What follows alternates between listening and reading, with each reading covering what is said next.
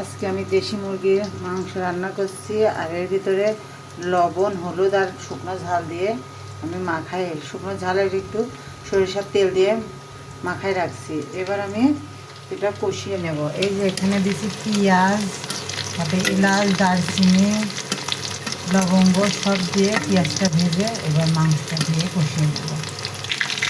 মাংসটা দিয়ে দেবো।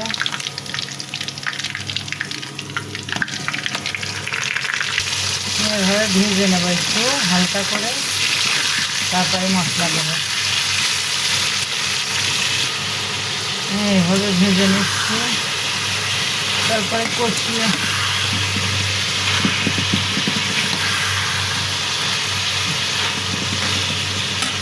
দেশি মুরগির, এটা ছোটো একটা মুরগি, প্রায় 3 প্রজনের মুরগি, জন্য রান সব ছোটো ছোটো চিকন চিকন। সোনালি মুরগি একটু বড়ো বড়ো হতো, কিন্তু আমার দেশি মুরগি খেতে ভালো লাগে, সোনালি একটু ভালো লাগে না।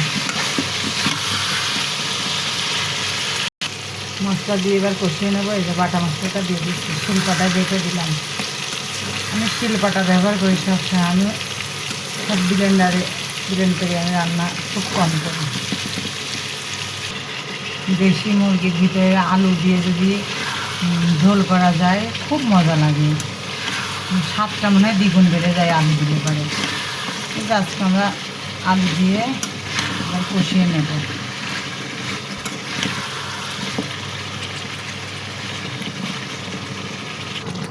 পানি দিয়ে কষিয়ে নিচ্ছি, আসলে দেশি মুরগি তো তাই একটু শক্ত হবে, যার জন্য আমি একটু কষিয়ে নিচ্ছি।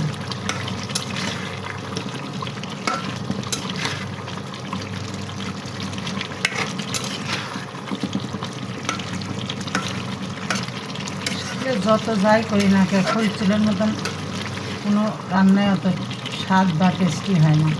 খরিচ চুলের রান্নার স্বাদই আলাদা। মাংসটা এবার কষানো হচ্ছে।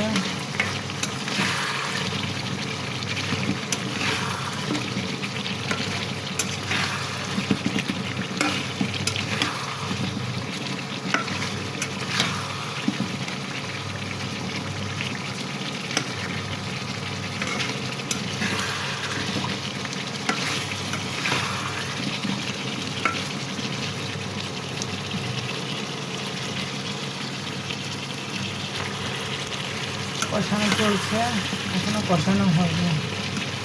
কষানো হলে পানি দিয়ে দেবো ঝোলের জন্য।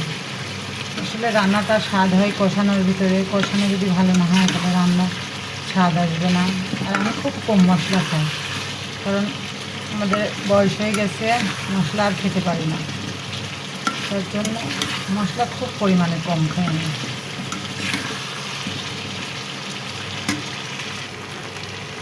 এই যে আমি মোরগটা খুব সুন্দর করে কষিয়ে নিলাম। এই যে কালো কালো হয়ে গেছে, আপনারা দেখতেই পাচ্ছেন। এবার আমি ঝোলের পানিটা দিয়ে দেবো। আসলে এমন করে না কষালে তো ভালো লাগবে না, একদম ভাজা ভাজা করে ফেলেছি।